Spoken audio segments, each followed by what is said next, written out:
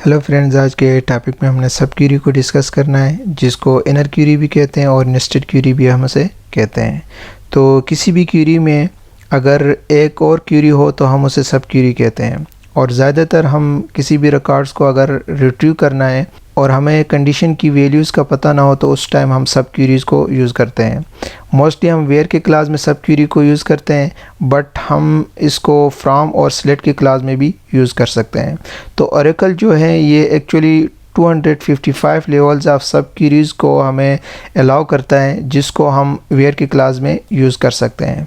तो हमने यहाँ पर दो टेबल्स क्रिएट की हुई हैं, एक एम्प्लॉय के नाम से और एक डिपार्टमेंट के नाम से। तो चलें हम एसक्यूएल डेवलपर में जाते हैं और देखते हैं कि कैसे हम सब क्यूरीज़ को यूज़ कर सकते हैं।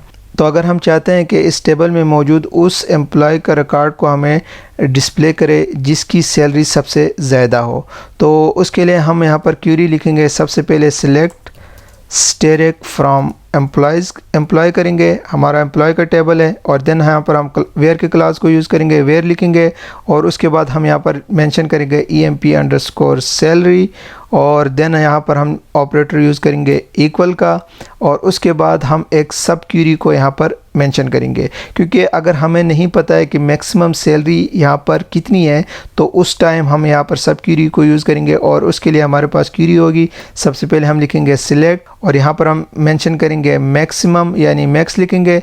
देन हम यहाँ पर मेंशन करेंगे EMP_salary, जिसकी भी मैक्सिमम हो वो हमें डिस्प्ले करे, कहाँ से, फ्रॉम एम्प्लॉय टेबल से। और उसके बाद हम इस सब क्यूरी को ब्रैकेट देके क्लोज करेंगे और एंड में सेमी कॉलन देके इस क्यूरी को हम टर्मिनेट करेंगे। तो इस पूरी क्यूरी में सबसे पहले ये जो इनर क्यूरी है ये एग्जीक्यूट होगी, और जो भी रिज़ल्ट यहाँ पे आएगा उस रिज़ल्ट की बेस पे ये जो पेरेंट क्यूरी है ये एग्जीक्यूट हो जाएगी। तो जब हम इस क्यूरी को रन करेंगे तो यहाँ पर इसने हमें एक रिकॉर्ड डिस्प्ले किया है, और यहाँ पर अगर इस टेबल में देखें तो एक ही रिकॉर्ड ऐसा था जिसकी सैलरी जो है वो सबसे हाईएस्ट है, वो है 50,000, और वो है आबिद, और उसकी एम्प्लॉय आईडी है 3, और वही रिकॉर्ड इसने हमें रिटर्न किया है।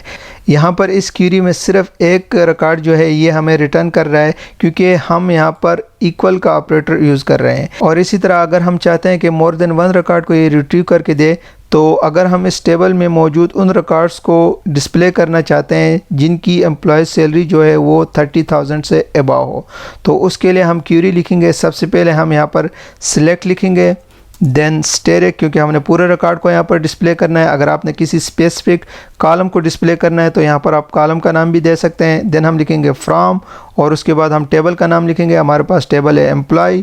देन हम वेयर के क्लास को यूज़ करेंगे, और उसके बाद हम यहाँ पर लिखेंगे EMP_salary, और हम उसके बाद इन ऑपरेटर को यहाँ पर यूज़ करेंगे।